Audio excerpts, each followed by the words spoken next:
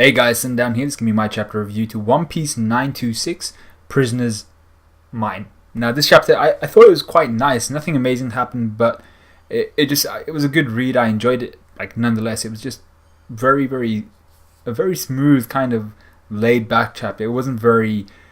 There were some comical parts, a couple comical parts, and I just enjoyed this kind of. It was a very smooth, concise kind of read, and I enjoyed it. If you can hear whirring, it's my PS4. Just need to turn that off, making sure that any Fortnite update has been downloaded. So I've split this into two scenes: the kind of recruitment scene and then the prisoner's mine scene. So let's get right down to the bread and butter of this chapter. So this first scene, the recruitment scene, was quite necessary, I felt, in terms of setting up and showing us how the different Straw Hats and Heart Pirates are going around Wano, essentially informing old members of the Kozuki clan about the return of the Kozuki clan, and they're doing this by giving out those little symbols of the rebellion with the crane and the reverse crescent moon, and then I think it's got the two sickles on the side, or something like that. But we'll get back to that in a couple of seconds. What I actually want to talk about first is the rumors of two individuals. So we start the chapter by talking about two rumored individuals who, like, just the people of Wano seem to be talking about.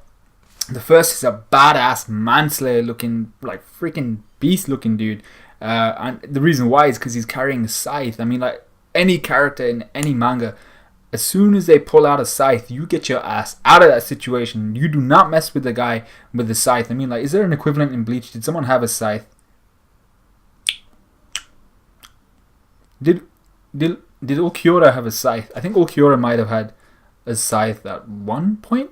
I can't even remember much about whose weapons. Someone in Bleach must have had a scythe, and I can guarantee. Actually, it might have been freaking what's his name, Scars, who was Kensei's kind of fanboy. Now, he wasn't all that good, to be fair, but he was a wasted character. So, but for me, if someone has a scythe, get yourself out of that situation. Run quick time. So, like, he looks quite cool, and he has this badass ponytail, heavily suggesting he is one of the three samurai that Kinemon spoke of. But his face also looks like it has a different shape to the silhouette that we saw in Kinemon's kind of like head. So I'm not too sure whether it's the same guy, but he does have a ponytail that kind of goes up and then falls down. And just by virtue of his weapon, I believe he's going to be awesome, whoever the hell this guy is. Now, the second guy is the Wano equivalent of Robin Hood. He steals from the rich and gives to the poor, and I can't really distinguish much about his build, but he could be, I was going to say he could be the third samurai Kinemon mentioned, but I assumed that was going to be the mysterious prisoner alongside Luffy and Kid. So I'm not too sure who this guy is, but he could be freaking anybody. But they refer to him as Mr. Ox 3 because he always pops out, or he always does his robbings, I think, at the third hour of the Ox, which is, like, I assume sometime near midnight and like 3 a.m. I don't know, I haven't really checked that. So we see three of these individuals who have received the symbol of the Kozuki rebellion from Usopp and the Heart Pirates and stuff like that, and they're discussing what to do. And one of the younger ones says that he will join the cause, while the elder thinks about it more logically. He's like, you know what, if this had occurred 20 years earlier, I'd be ready, I'd be in a more fit state to actually fight. But what are we going to do for weapons? What are we going to do? We can't just walk around with weapons. There's a law that publicly states that the samurai cannot carry, or a samurai cannot carry a weapon around publicly. I think that's what he says anyway. I'm pretty sure that's what he says. Or maybe it's just an individual can't carry around a weapon publicly.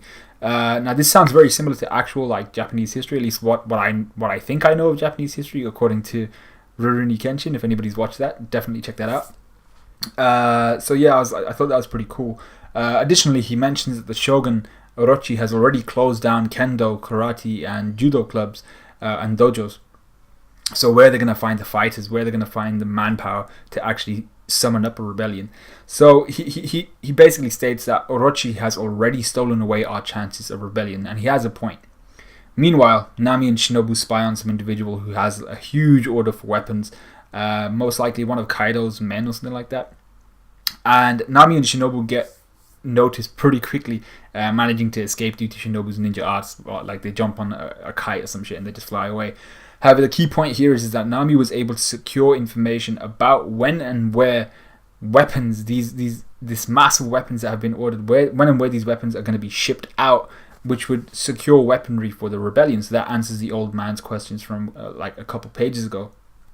But also it brings up the question of where are these weapons supposed to be exported to, because you assume it's going to a port. Where are these being taken? Who are these weapons designed for?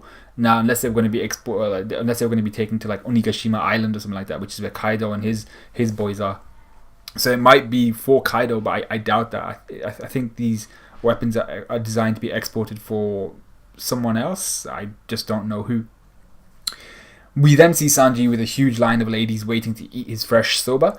Nothing really important here apart from a mysterious individual who calls Sanji a whippersnapper and asks him, he's just talking to himself and he's asking himself if Sanji knows whose island this is. So I'd have no idea who he is, but he seems to be important and hopefully he'll come back in the future. I mean, like, Oda wouldn't have introduced him in like silhouette if he wasn't someone important and someone who's going to come back in the future.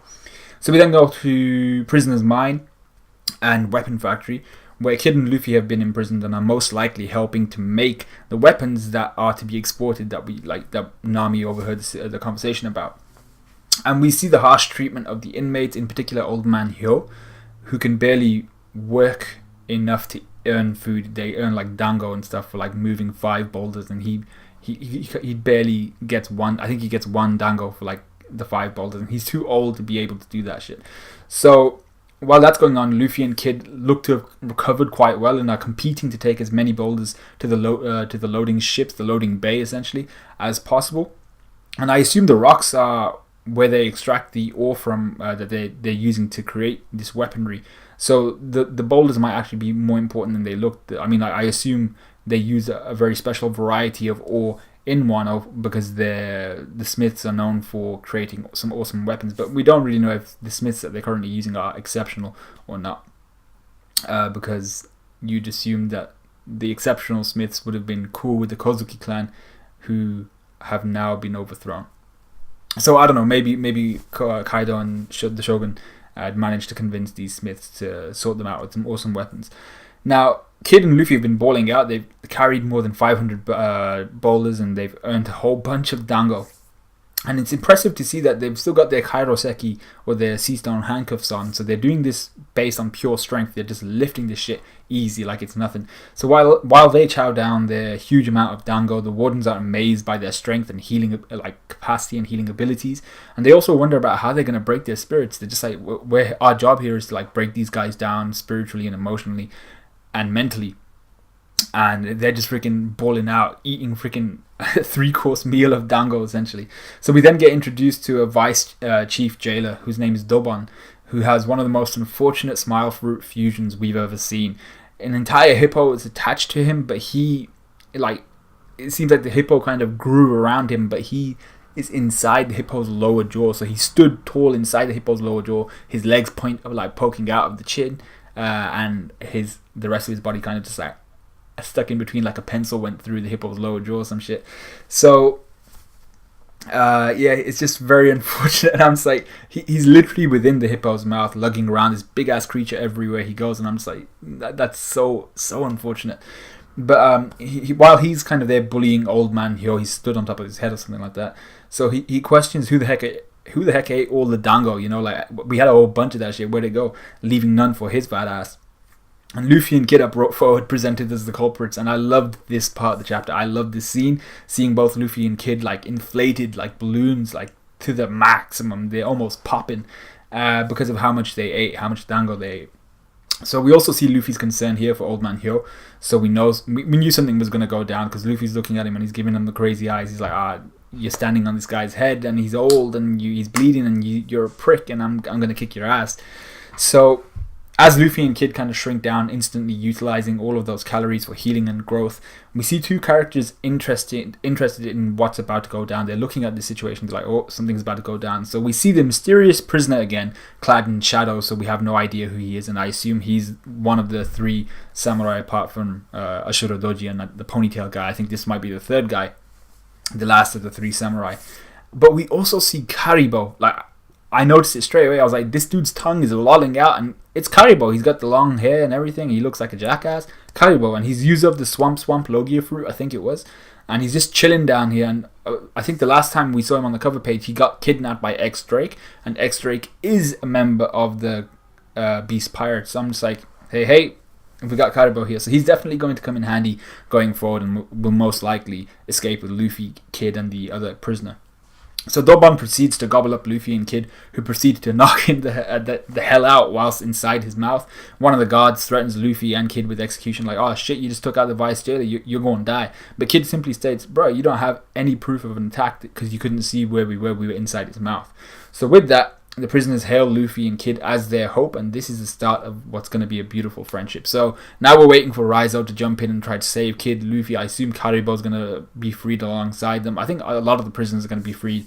And that's pretty much it. I want to know who that character is who was talking about Sanji and stuff like that. But yeah, that's basically my review for this chapter. So let me know what you guys thought of the chapter. I thought it was pretty decent. I like the pacing of it and everything. Like, comment, subscribe, all of that good stuff. And I'll see you guys hopefully tomorrow when I release my Boku no Hero Academia review. So see you guys in a bit.